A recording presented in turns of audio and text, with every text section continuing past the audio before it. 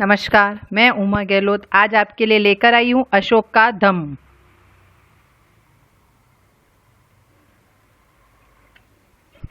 अशोक का धम्म।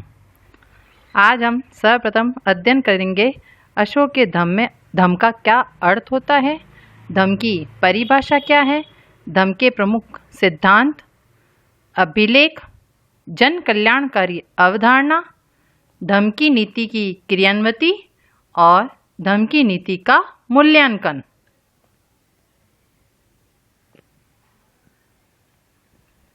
धम्म का अर्थ है धम्म क्या है। धम्म सार्वभौमिक सद्गुणों की व्यवस्था, स्थापना तथा उनका पालन करना है। धम्म का अर्थ सार्वभौमिक है, सद्गुणों की स्थापना करना है तथा उनका पालन करना है। धम्म को फ्लीट ने राजधर्म कहा है। राधा कुमुद मुखर्जी ने धम्म को सार्वभौम धर्म कहा है एवं भंडारकर ने उपासक बौद्ध धर्म कहा है। यद्यपि अशोक का व्यक्तिगत धर्म बौद्ध था।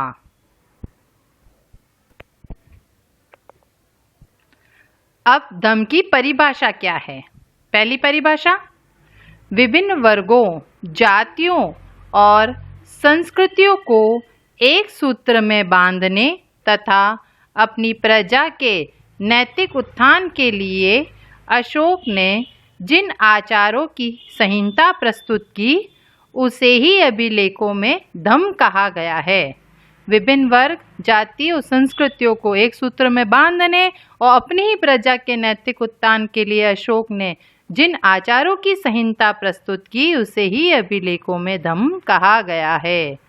दूसरी परिभाषा है, अशोक दूसरे स्तंभ लेख में धम्म की परिभाषा बताते हुए कहता है, अपासिन्वे बहुकयाते दया दाने सचे सोचये माधवे साध्वे च।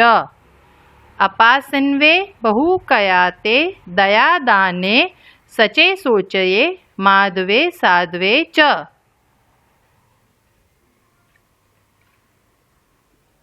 अर्थात प्रत्येक व्यक्ति पापों से दूर रहे, कल्याणकारी कार्य करे, दया, दान, सत्य, पवित्रता व मृदुता का अवलंबन करें।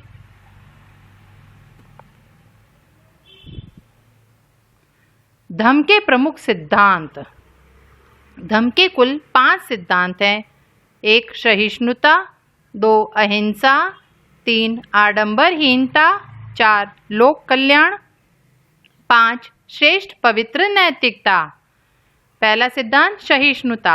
सहिष्णुता में क्या बताया गया है, जन सामान्य के मध्य आत्म सहिष्णुता, विभिन्न विचारों, धर्मों एवं आस्थाओं के मध्य सहिष्णुता। अहिंसा।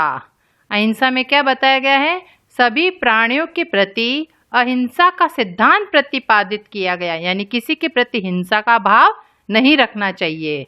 आडंबरहीनता, धर्मानुष्ठानों तथा बलि चढ़ाने को अर्थहीन कहा है। यानी अशोक कहता है कि जो धर्म में अनुष्ठान किए जाते हैं या भगवान के सामने पशु बलि चढ़ाने की जो प्रथा होती है उसे ही अशोक ने अर्थहीन कहा है।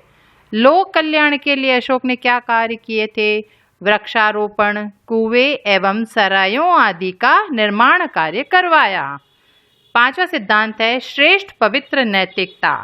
श्रेष्ठ नैतिक पवित्र आचरण, सदाचार एवं सत्यवादिता पर बल दिया है। तो वापस धम्म के प्रमुख सिद्धांतों में कौन कौन सा सिद्धांत है।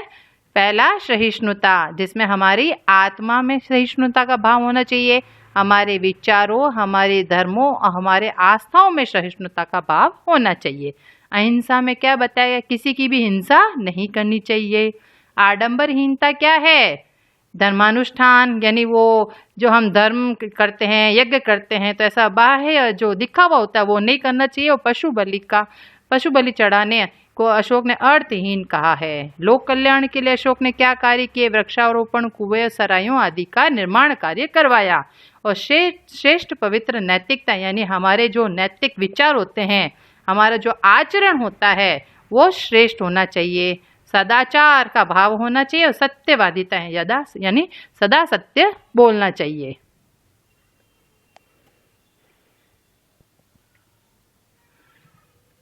धम्म के सिद्धांत हर धार्मिक संप्रदाय से संबंध रखने वाले लोगों के लिए स्वीकार्य थे।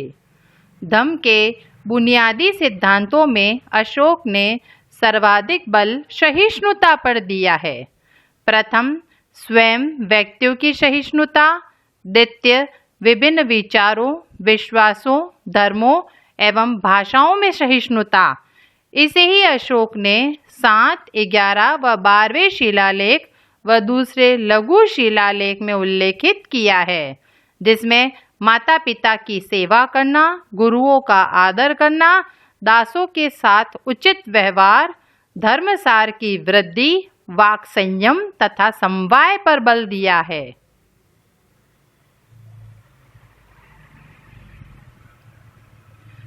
धम्म का दूसरा बुनियादी सिद्धांत अहिंसा था, जिसका तात्पर्य युद्ध व हिंसा द्वारा विजय प्राप्ति का त्याग और जीव हत्या का विरोध था। इस दूसरे अहिंसावादी सिद्धांत को अशोक ने प्रथम व 11वें शिलालेख व 5वें स्तंभ लेख में उल्लेखित किया है। अभिलेख कौन कौन से हैं? अशोक ने अपने शासनकाल में जो लेख उत्कीर्ण करवाए वे ही अभिलेख कहलाए। ये अभिलेख शिलाओं यानी पत्थरों की शिलाओं पर, स्तंभों पर व गुफाओं में उत्कीर्ण करवाए गए। अब अभिलेख कितने प्रकार के हैं? 3 प्रकार के, शिलालेख, स्तंभलेख व गुहालेख। शिलालेख किसे कहते हैं? जो पत्थर, बड़ा पत्थर होता है, उस पत्थर की शिला को काट कर उस पर जो लेख उत्कीर्ण करवाए गए वे ही शिलालेख कहलाए। दूसरा स्तंभलेख, पत्थर को एक खंभे की तरह काट कर उस पर जो लेख उत्कीर्ण करवाए गए वे ही स्तंभलेख कहलाए गए। और गुहालेख, गुफाओं में जो चित्र होते हैं उन्हें ही गुहालेख कहा गया है। शिलालेख, अशोक के कुल 14 शिलालेख हैं। ये शिलालेख 8 स्थानों से प्राप्त हुए हैं। अशोक के कितने शिलालेख हैं? 14। और कितने स्थानों से प्राप्त हुए हैं? 8 स्थानों से प्राप्त हुए हैं। अशोक के जो 14 शिलालेख 8 स्थानों से प्राप्त हुए हैं, जिन्हें हम एक ट्रिक की सहायता से समझ सकते हैं। मैंने ये ट्रिक बनाई है। शाम को जो सोए गधा, शाम को जो सोए वो गधा है। अब इसी ट्रिक से ही जो 8 स्थान हैं उनके नाम पता चल जाते हैं। जैसे श से पहला स्थान, पहला नाम आता है शहबाजगढ़ी। ये शहबाजगढ़ी कहाँ पर स्थित है? पाकिस्तान में स्थित है। दूसरा है म से मानसहरा। मानसहरा भी कहाँ स्थित है? पाकिस्तान में स्थित है।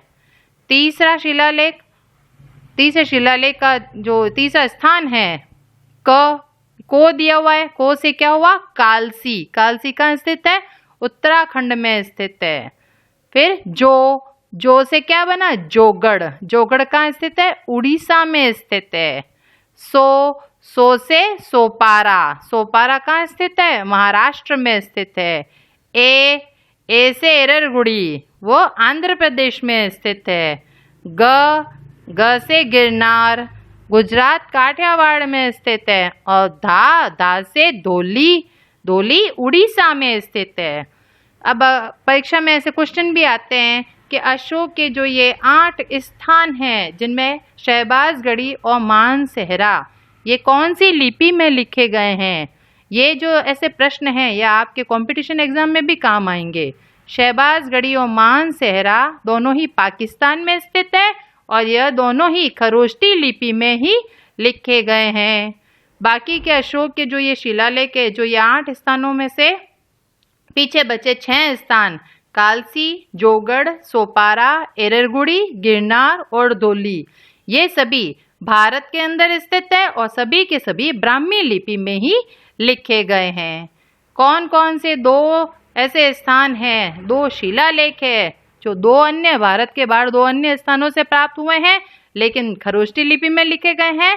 याद रखना, शहबाजगढ़ी और मानसेहरा दोनों ही पाकिस्तान में स्थित है और ये दोनों ही खरोष्टी लिपि में ही लिखे गए हैं। कालसी, जोगढ़, सोपारा, एररगुड़ी, गिरनार और धौली ये भारत के अंदर, कालसी उत्तराखंड में ब्राह्मी लिपि में लिखा गया है। जोगढ़ उड़ीसा में ये भी ब्राह्मी लिपि में लिखा गया है। सोपारा महाराष्ट्र में ये भी ब्राह्मी लिपि में है। एररगुड़ी आंध्र प्रदेश में ये भी ब्राह्मी लिपि में है। गिरनार गुजरात में ब्राह्मी लिपि में है और धौली उड़ीसा में ये भी ब्राह्मी लिपि में ही लिखा गया है। याद रखना, अशोक के 14 शिलालेख है और 8 स्थानों से प्राप्त हुए हैं। सिर्फ इस एक ट्रिक से आपको ये 8 स्थान याद हो जाएंगे। शाम को जो सोए गधा।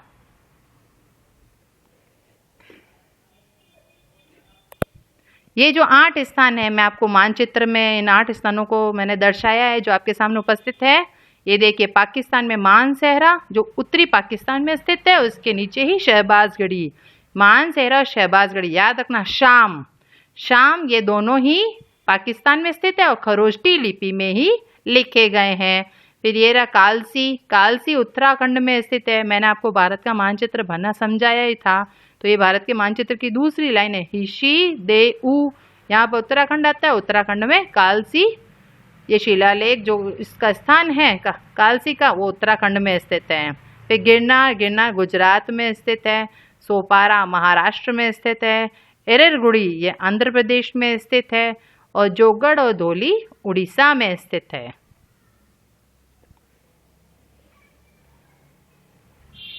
शिलालेखों से प्राप्त जानकारी। अशोक की जो 14 शिलालेख है जो 8 स्थानों से प्राप्त हुए हैं, अब इन शिलालेखों से क्या क्या जानकारी प्राप्त होती है उसके बारे में मैं आपको विस्तार से बताऊंगी। प्रथम शिलालेख जिसमें बताया गया है पशु बलि की निंदा की गई है। द्वितीय में मनुष्य तथा पशु दोनों की चिकित्सा व्यवस्था का उल्लेख किया गया है। तृतीय में इसमें राजकीय अधिकारियों को आदेश दिया है कि वे हर 5वें वर्ष दौरे पर जाएं। चतुर्थ में इसमें भैरी घोष की जगह धम घोष की घोषणा की गई है।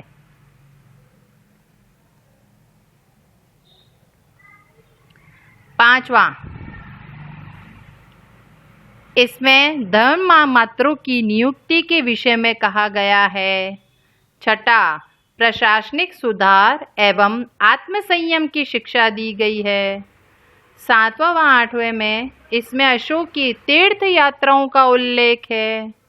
9वें में इसमें सच्ची भेंट तथा शिष्टाचार का उल्लेख है। 10वें में इसमें अशोक ने आदेश दिया है कि राजा तथा उच्च अधिकारी हमेशा प्रजा के हित में सोचे। 11वां शिलालेख जिसके अंतर्गत जानकारी दी गई है कि इसमें धम्म की व्याख्या की गई है। 12 शिलालेख के अंतर्गत इसमें स्त्री महामात्रों की नियुक्ति एवं सभी प्रकार के विचारों की सम्मान की बात कही गई है। 13 शिलालेख के अंतर्गत इसमें कलिंग युद्ध का वर्णन एवं अशोक के हृदय परिवर्तन की बात कही गई है। याद रखना, बोर्ड परीक्षाओं में भी ऐसे क्वेश्चन आते हैं कि कौन से शिलालेख में कलिंग युद्ध का वर्णन और अशोक के हृदय परिवर्तन की बात कही गई है। तो याद रखना, अशोक का 13 शिलालेख है जिसके अंतर्गत कलिंग युद्ध का वर्णन एवं अशोक के हृदय परिवर्तन की बात कही गई है। 14 शिलालेख के अंतर्गत अशोक ने जनता को धार्मिक जीवन बिताने के लिए प्रेरित किया है। अशोक के स्तंभ लेख, अशोक के कुल 7 स्तंभ लेख है। कितने हैं? 7। कौन कौन से हैं? टोपरा लखनऊ में स्थित है। लखनऊ उत्तर प्रदेश की राजधानी है। मेरठ भी उत्तर प्रदेश में ही स्थित है। तो ये टोपरा और मेरठ जो स्तंभ लेख है, इन दोनों स्तंभ लेखों को फिरोज शाह तुगलक ने दिल्ली कोटला में उन्हें स्थापित करवाया था। तीसरा स्तंभ लेख कौशाम्बी स्तंभ लेख है जिसे अकबर ने इलाहाबाद के किले में रखवाया। इलाहाबाद का आजकल वर्तमान नाम प्रयागराज भी है। बैराठ स्तंभ लेख है जिसे कनिंघम ने कोलकाता में स्थापित करवाया। अब ये कनिंघम कौन थे? भारतीय पुरातत्व सर्वेक्षण विभाग के इन्हें पिता कहा जाता है, यानी सेना में इंजीनियर के पद पर नियुक्त थे। पांचवा और छठा सातवां ये तीनों स्तंभ लेख यानी पांचवा लोरिया नंदनगढ़, लोरिया अरेराज और रामपुरवा, ये तीनों ही बिहार चंपारण नामक स्थान पर स्थित है। ये देखिए, मेरठ, टोपरा, कौशाम्बी ये तीनों ही उत्तर प्रदेश में स्थित है, जिसमें मेरठ और टोपरा इन दो स्तंभ लेखों को फिरोज शाह तुगलक यहाँ पे दिल्ली स्थित है, उसने दिल्ली में ही स्थापित करवाया। बैराट राजस्थान जयपुर के पास में स्थित है, जिसे कनिंघम यहाँ से लेकर कोलकाता चला गया था। ये कौशाम्बी स्तंभ लेख उत्तर प्रदेश में स्थित है, लेकिन अकबर ने इसे इलाहाबाद यानी यहाँ पर जो प्रयागराज है, प्रयागराज में अकबर ने इस कौशाम्बी स्तंभ लेख को स्थापित करवाया था। और ये है बिहार राज्य, जहाँ पर 3 स्तंभ लेख हैं, लोरिया नंदनगढ़, लोरिया अरेराज और रामपुरवा। ये तीनों ही स्तंभ लेख बिहार चंपारण नामक स्थान पर स्थित है। गुहा लेख, गुहा लेख किसे कहते हैं? जो प्राचीन समय में गुफाओं में लिखे गए थे, वे ही गुहा लेख कहलाते हैं। दक्षिण बिहार के गया जिले में स्थित बराबर नामक 3 गुफाओं की दीवारों पर अशोक के लेख उत्कीर्ण हैं, जिन्हें अशोक ने आजीवक संप्रदाय को दान में दे दिए। अब अशोक ने जन कल्याणकारी हेतु क्या क्या अवधारणा प्रस्तुत की है? धम्म नीति में ऐसे कार्य भी शामिल थे जो आम नागरिकों के कल्याण से संबंधित थे। पहला, अशोक ने वृक्षारोपण, सराय, कुएं, सड़कें, सिंचाई आदि की व्यवस्था की। अंधविश्वासों के फलस्वरूप जो निरर्थक अनुष्ठान और यज्ञ होते थे, ऐसे बाह्य आडंबरों की निंदा की। धर्म की प्राप्ति के लिए धर्म यात्रा, धर्म मंगल, धर्मदान, शुश्रूषा आदि की व्यवस्था की। दीप वंश व महावंश के अनुसार अशोक ने मोगली पुत्र तिस की अध्यक्षता में तृतीय बौद्ध संगीति यानी सभा बुलाई। ये भी आपकी बोर्ड परीक्षाओं में प्रश्न आता है। अशोक ने तीसरी बौद्ध संगीति किसके अध्यक्षता में बुलाई थी? तो याद रखना, अशोक ने तीसरी बौद्ध संगीति जो थी वो मोगली पुत्र तिस की अध्यक्षता में बुलाई थी, और मोगली पुत्र तिस की सहायता से ही संघ में एकता और अनुशासन लाने का प्रयास किया। अशोक के धम्म में सर्वमान्य आचार तत्वों और नैतिक नियमों का समन्वय था। अशोक का धम्म अत्यंत ही सरल, सुबोध, पवित्र, नैतिक और व्यवहारिक था, जिसका उद्देश्य प्राणी मात्र का उद्धार करना था। धम्म की नीति की क्रियान्विति व उपाय क्या है? अशोक ने युद्ध की नीति का परित्याग कर दिया। पहला उपाय तो अशोक ने यही किया यानी यही कार्य किए धम्म की नीति को बनाए रखने के लिए कि उसने युद्ध की नीति का ही त्याग कर दिया। आम जन के दुख दर्द एवं उनकी आवश्यकताओं को समझा। उसने नौकरशाहों को तत्काल न्याय देने तथा लोकहित के कार्य करने हेतु पाबंद किया। अशोक ने सार्वजनिक हित के कार्य किए, यथा परिवहन, सिंचाई, कुओं, सरायों आदि का निर्माण कराया। अशोक ने धम्म के उपदेशों को पाषाणों पर उत्कीर्ण कराया तथा ऐसी जगहों पर लगाया जहां पर आम जन उसे पढ़ सकें। हिंसा पर प्रतिबंध लगाया तथा पशु बलि को भी अशोक ने निषेध किया।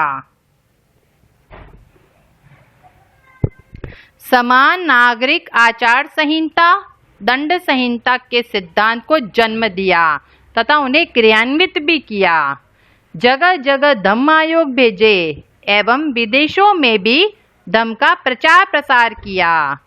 धम्म मात्रों की नियुक्ति की व उनके दायित्वों का भी उसने प्रतिपादन किया।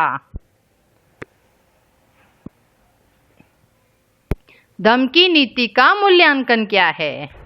यद्यपि धम्म के मूल सिद्धांत सहिष्णुता, अहिंसा एवं सदाचार थे, जो कि भारतीय संस्कृति के प्रारंभ से ही मूल तत्व रहे हैं। अशोक के बाद के सभी शासकों ने इन सिद्धांतों को स्वीकार तो किया, लेकिन समग्र रूप से यह नीति अशोक के पश्चात फलीभूत नहीं हो सकी।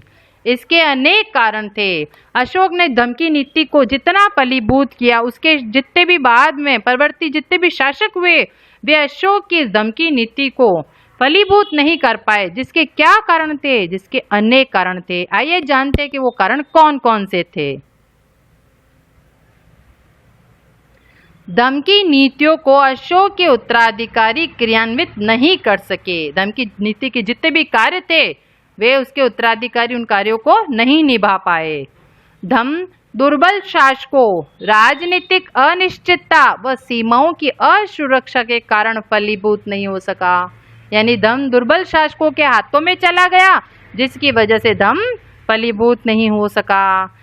साम्राज्य में राजनीतिक अनिश्चितता का दौर था, जिसकी वजह से जो धम्म है वो सफल नहीं हो सका, और हमेशा सीमाओं की असुरक्षा ही लगी रहती थी, जिसके कारण धम्म फलीभूत नहीं हो सका। धम्म की नीति का क्रियान्वयन शांति काल में संभव है। जब अशांति बनी हुई थी तो धम्म फलीभूत नहीं हो सका। जब राष्ट्र आंतरिक व बाहरी रूप से युद्धों से पूर्णतया मुक्त हो, तभी धम्म की नीति का क्रियान्वयन कार्य सफल हो सकता है। परवर्ती शासक अशोक की दूरदर्शिता को नहीं समझ पाए। धम्म मात्र अपने असीमित अधिकारों द्वारा जनता के कार्यों में अवांछनीय हस्तक्षेप करने लग गए थे, जिसके कारण धम्म फलीभूत नहीं हो सका। सामाजिक तनाव ज्यों के त्यों बने रहे एवं सांप्रदायिक संघर्ष भी बराबर चलते रहे, क्योंकि समस्याएं व्यवस्था की जड़ों में निहित थी। जितने भी परवर्ती शासक थे, वे अशोक की दूरदर्शिता को नहीं समझ पाए। साम्राज्य में धम्म मात्र हैं, वे अपने अधिकारों के द्वारा जनता के हर काम में हस्तक्षेप करने लग गए थे। सामाजिक तनाव बनते जा रहे थे, सांप्रदायिक संघर्ष होते जा रहे थे, जिसके कारण धम्म फलीभूत नहीं हो सका। उपर्युक्त कारणों से धम्म की नीति फलीभूत नहीं हो सकी। तथापि अशोक सराहना का पात्र है कि उसने एक पथ प्रदर्शक सिद्धांत की आवश्यकता को महसूस करते हुए धम्म की नीति का प्रतिपादन किया, जो आज भी वर्तमान में प्रासंगिक है। मेरे इस वीडियो को लाइक कीजिए, सब्सक्राइब कीजिए और बेल आइकन दबाना न भूलें।